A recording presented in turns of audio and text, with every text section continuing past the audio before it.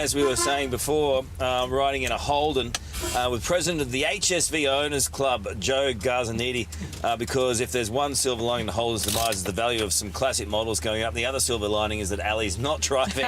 So nice. Even I didn't want to drive this one. I was concerned. But jump out, Joe, and we'll have a chat to you. Because, Joe, we will talk about the fact that, and come around the front, the prices are going to go up. But, I mean, you love Holden. How did you feel about the news when you heard that they were shutting up shop? Pretty devastating. I think that an icon of Holden, of Australia, and, you know, we've come to this. You know, it's one of the things that I know through our club and many enthusiasts, they're all devastated seeing the news. Look, we knew it was inevitable, you know, 2 years ago in 2017 when they stopped making the cars and went to overseas manufacturing. Big problem when they called that car a Commodore. You can't replace a Commodore. You know, I had an HSV for some time, and it was the best car ever driven. It was the best value for money, and it was also the best performance car that I've ever driven. And it was sad news. But I also had an EJ. Take me back to what are the kind of cars that are not only going to retain their value, but increase in value that we've got here today. Well, obviously, you know, the FJ, the FC, all these cars, all these iconic cars, and you've got the VL Walkinshaws. So let's start with the 1959 model first up. 54. 54? 54 FJ, you know, one of the first cars ever made. Yeah. And they're just going to go up in value. They're a car that's going to be worth a fair bit of money. We'd sort of say about $40,000 at this stage today. Yeah. That's what they're worth. They're probably worth $1,000. And this is the FC, 59? Yes, 59 FC, fully restored. That's in good nick. It's a fantastic car, and you That's can see. why I was very uncomfortable driving it. It was like, this could go poorly. Well, it's not the luxury you're accustomed to.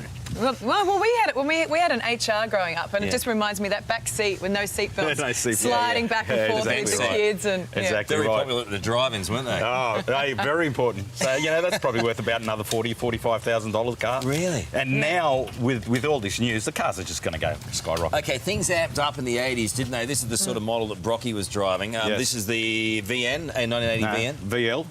VL Walkinshaw. Yeah. A lot of people thought, you know, they were one of the ugliest HSVs out there, but you know, now it's just an iconic car, and it's probably worth around about the $180,000 now. You're joking. Yep. That was 40. 180,000. Yeah. Well, that particular car was bought at about I think we paid the owner paid about $160,000 for it. Yeah. Wow. How long ago? About a year and a half. Yeah. And then the next VN Group A. Yeah. That was a $160,000 car that was purchased last year. That's only got 4,000 kilometres on the clock. Has it? Yeah. So people are buying them as a serious investor. Oh, well, they are. They are, because, you know, these cars were 40,000 brand new. Yeah. Now they're, you know, sky's the limit. And now with Holden doing what they've done, these cars are just going to keep on going up. So how do you feel actually being out on the road driving it, knowing that it's very nervous. Yeah. And very nervous. We've got old Yeller there. The yellow GDSR. That's amazing car. Everyone thought it was a taxi. Yeah. You know, Melbourne taxi colour, but that's an iconic car as well. That was $80,000 brand new. Now it was purchased for $120,000 probably 2 years ago. $120,000, wow. Yeah. So this is the model, Ali, that I had. This is the GTS. But what colour was yours, though? Mine was yellow and black. It was like Bumblebee from Transformers. Well, this one is the last of... This is the actual GTS RW1. Right. Yeah.